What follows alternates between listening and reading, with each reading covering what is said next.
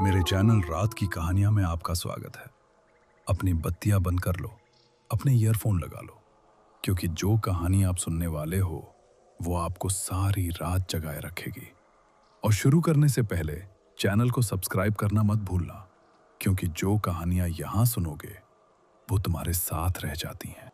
आज से 4 महीने पहले मेरी जिंदगी बिल्कुल सामान्य थी। नौकरी थी, दिनचर्या थी, सब ठीक था। फिर एक रात मुझे एक फोन आया, अज्ञात नंबर से। मैंने उठाया नहीं। फिर दूसरा आया, तीसरा, चौथा। जब मैंने अंततः फोन उठाया, दूसरी तरफ से कोई बोल नहीं रहा था, बस सांसें आ रही थी, धीमी गहरी सांसें, जैसे कोई मेरे कान में खड़ा होकर सांस ले रहा हो। मैंने फोन रख दिया, सोचा गलत नंबर होगा। काश मैंने उस वक्त पुलिस को फोन किया होता। मेरा नाम अर्जुन है। ये बात अक्टूबर 2024 की है। मैं भिलाई में रहता हूँ, छत्तीसगढ़, इस्पात नगरी। सेक्टर 6 में एक पुराना फ्लैट था मेरा, दूसरी मंजिल पर। अकेला रहता था क्योंकि परिवार रायपुर स्थानांतरित हो गया था। नौकरी इस्पात संयंत्र के पास एक निजी कंपनी में थी। रात की पाली होती थी, शाम 6 से रात 2 बजे तक। घर आता था 2:30 के आसपास। सड़कें खाली, आधी बत्तियां बंद। अक्टूबर की ठंडक शुरू हो रही थी। उस महीने भिलाई में काफी कोहरा छा रहा था सुबह के समय। एक बात समझ लो, जब तुम रोज रात 2:30 बजे अकेले घर आते हो तो हर छोटी आवाज तुम्हें एक कहानी लगती है। लेकिन ये कहानी नहीं थी। अज्ञात कॉल का सिलसिला शुरू हुआ 3 अक्टूबर को, रोज रात 3:17 पर। ठीक 3:17, 1 मिनट भी इधर उधर नहीं। मैंने नंबर अवरुद्ध किया, नए नंबर से आता। फिर अवरुद्ध किया, फिर नया नंबर। हर बार वही मौन, वही सांसें। 7 अक्टूबर को कुछ अलग हुआ। मैं रात को घर आया, 2:45 बजे थे। जैसे ही मैंने भवन की सीढ़ी चढ़ी, दूसरी मंजिल पर मेरा दरवाजा आधा खुला था। मैंने ताला जांचा, टूटा नहीं था। कोई जबरदस्ती प्रवेश नहीं था। अंदर गया, सब सामान्य था। कुछ चोरी नहीं हुआ। संगणक वहीं था, नकदी वहीं थी। बस एक चीज, मेरे बिस्तर पर एक कागज रखा था, सफेद कागज।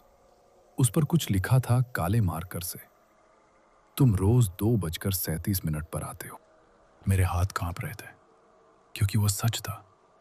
मैं रोज 2:45 से 3 के बीच आता था। कोई मुझे देख रहा था, कोई जानता था मेरी दिनचर्या। मैंने उस रात दरवाजे पर अतिरिक्त कुंडी लगाई। सोया नहीं। हर 10 मिनट में खिड़की से बाहर देखा, कुछ नहीं था। अगले दिन मैंने सोसाइटी के चौकीदार रमेश भैया से पूछा, कोई आया था क्या रात को ऊपर? उन्होंने कहा, नहीं साहब, कोई नहीं आया। हम तो 12 बजे के बाद मुख्य द्वार बंद कर देते हैं। मतलब कोई 12 बजे से पहले अंदर आ गया था और रात भर मेरे घर में रहा। मेरे आने का इंतजार किया, संदेश रखा और चला गया बिना दिखे। यह सोचकर मेरी रीढ़ में ठंडक दौड़ गई। मैंने एक छोटा सा निगरानी कैमरा लगाया दरवाजे के ऊपर, सस्ता वाला, 1500 का, फोन से जुड़ने वाला। अगले 3 दिन कुछ नहीं हुआ। कॉल भी बंद हो गई। मैंने सोचा समाप्त हुआ। 11 अक्टूबर रात 1:45 मैं पाली पर था। फोन पर कैमरे की सूचना आई, गतिविधि संसूचित। मैंने फुटेज देखी। कोई मेरे दरवाजे के सामने खड़ा था, बस खड़ा था। चेहरा नहीं दिख रहा था क्योंकि उसने हुड पहना हुआ था। सिर नीचे, हाथ सीधे नीचे, बिल्कुल स्थिर, जैसे पुतला हो। वो 22 मिनट तक वहीं खड़ा रहा। 22 मिनट, हिलता नहीं था। फिर धीरे धीरे उसने कैमरे की तरफ देखा, सीधा लेंस में, और मुस्कुराया। मैंने तुरंत रमेश भैया को फोन किया। उन्होंने कहा, साहब, मुख्य द्वार पर तो कोई नहीं आया। मैंने कहा, ऊपर जाकर देखो। उन्होंने जाकर देखा, कोई नहीं था। 13 अक्टूबर, वो रात मैं कभी नहीं भूलूंगा। पाली समाप्त हुई, 2:15 बजे निकला। सड़क पर घना कोहरा था, इतना सघन कि 20 फीट से आगे कुछ नहीं दिखता था। मैं मोटरसाइकिल पर था। सेक्टर 6 का अंतिम मोड़ था जब मुझे लगा कोई पीछे चल रहा है। कदमों की आवाज निरंतर, न तेज न धीमी, बिल्कुल मेरी गति से मिलती हुई। मैंने मोटरसाइकिल रोकी, कदम भी रुके। मैंने आगे चलाया, कदम फिर शुरू। मैंने पीछे मुड़कर देखा। कोहरे के अंदर एक आकृति थी, वही मुद्रा, हुड, सिर नीचे, हाथ सीधे। मैं पूरी गति से घर आया, सीढ़ी भाग कर चढ़ा, दरवाजा खोला, अंदर घुसा, ताला लगाया। फिर मेरे फोन पर संदेश आया, अज्ञात नंबर से। दरवाजा तो बंद कर लिया, लेकिन खिड़की? मैंने धीरे से शयन कक्ष की तरफ देखा। खिड़की खुली थी, पर्दा हवा से हिल रहा था। दूसरी मंजिल की खिड़की, और पर्दे के नीचे से 2 पैर दिख रहे थे। कोई पर्दे के पीछे खड़ा था।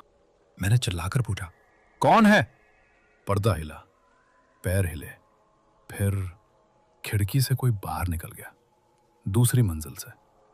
मैंने भागकर खिड़की से देखा, नीचे कोई नहीं था, कोई शरीर नहीं, कोई आवाज नहीं, बस कोहरा था और सन्नाटा। मैंने उस रात पुलिस को फोन किया। वे आए, रिपोर्ट लिखी, कहा निगरानी कैमरे का फुटेज दिखाओ। जब मैंने फोन खोला, कैमरा ऐप में फुटेज थी ही नहीं, सब मिट चुकी थी दूर से। मैं अगले दिन रायपुर स्थानांतरित हो गया, स्थायी रूप से। नौकरी छोड़ दी। लेकिन सुनो, पिछले सप्ताह मेरी माँ ने बताया कि कोई उनके रायपुर वाले घर के बारे में पूछ रहा था, पड़ोसी से। अर्जुन यहीं रहता है क्या? कौन सी मंजिल पर? कोई वर्णन नहीं कर पाया उसका चेहरा। और कल रात 3:17 पर मेरा फोन बजा, अज्ञात नंबर। मैंने उठाया, वही सासे। फिर पहली बार उसने कुछ बोला, एक ही पंक्ति, धीमी आवाज में।